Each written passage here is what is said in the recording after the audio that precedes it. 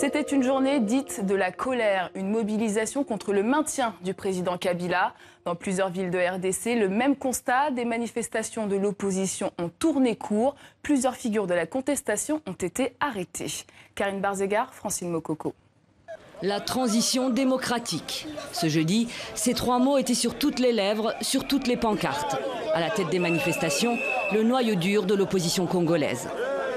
Si nous attendons l'alternance avec M. Kabila dans les élections, il n'y en aura jamais. Il n'y aura jamais des élections ici en RD Congo. Parmi les manifestants, des membres de la société civile et des partis politiques, dont des femmes, comme ces opposantes de l'UDPS du Sud Kivu, vêtues de noir et sifflets rouges à la main.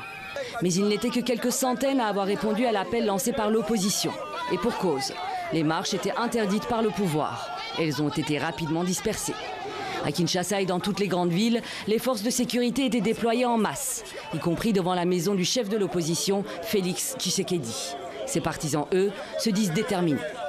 On dit non à Kabila. Nous voulons la transition sans Kabila, que Kabila dégage. On en a marre, on ne veut plus de Kabila au Congo. On est déterminés. Kabila et sa bande de policiers et ses militaires, il n'a qu'à nous tuer aujourd'hui. On est prêt à tout. On est prêt à tout. Nous, les jeunes de la République démocratique du Congo, nous sommes unis comme un seul homme.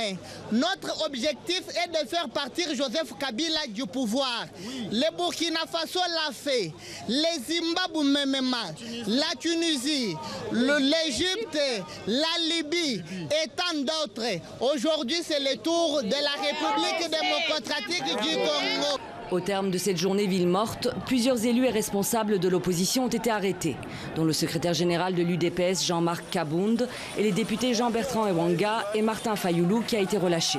Dans plusieurs villes, les manifestants ont dû chercher protection auprès des forces onusiennes de la MONUSCO lors d'affrontements avec la police.